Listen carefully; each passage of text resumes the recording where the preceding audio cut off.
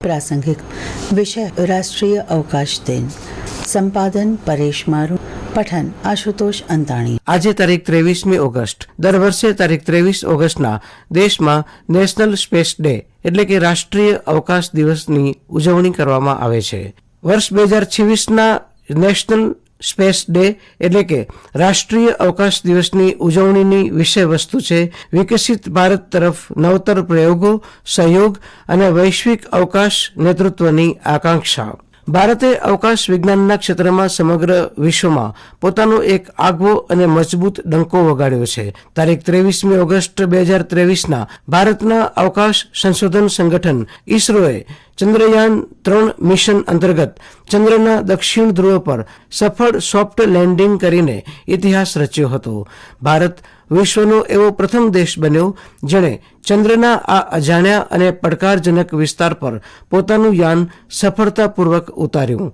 આ ઐતિહાસિક અને ગૌરવપૂર્ણ સિદ્ધિની યાદમાં ભારત સરકારે દર વર્ષે 23 ઓગસ્ટના દિવસને રાષ્ટ્રીય અવકાશ દિવસ નેશનલ સ્પેસ ડે તરીકે ઉજવવાની જાહેરાત કરી। ચંદ્રયાન 3ની સફળતા માત્ર એક વિજ્ઞાન મિશન ન હતું, પરંતુ તે ભારતના 140 કરોડ દેશવાસીઓના સ્વપ્ન અને કઠિન પરિશ્રમનું પ્રતીક હતું।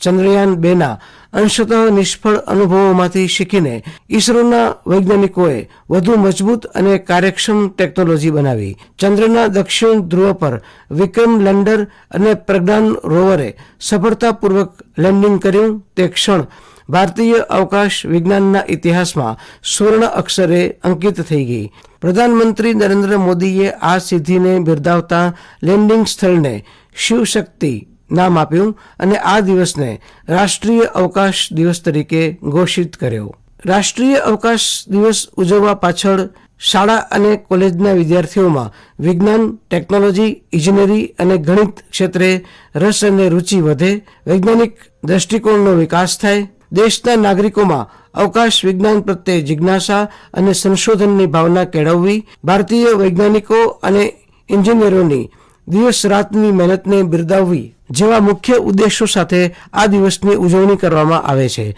આ દિવસે દેશભરની શાળાઓ, કોલેજો અને સંસ્થાઓમાં અવકાશ વિજ્ઞાનને લગતા પ્રદર્શન, રોકેટ મોડેલ બનાવવાની સ્પર્ધાઓ, સેમિનાર અને વ્યાખ્યાનોનું આયોજન કરવામાં આવે છે। ભારતીય અવકાશ કાર્યક્રમની શરૂઆત ડોક્ટર વિક્રમ સારાભાઈ અને ડોક્ટર એપીજે અબ્દુલ કલામ જેવા મહાનુભાવોના નેતૃત્વ હેઠળ ખૂબ નાના પાયે થઈ હતી। એક સમય હતો જ્યારે રોકેટના ભાગો સાયકલ અને બળદગાના પર લાવવામાં આવતા હતા, પરંતુ આજે ભારત પાસે તેના પોતાના શક્તિશાળી લોન્ચ વ્હીકલ્સ જેવા કે PSLV, GSLV, LVM-3 છે।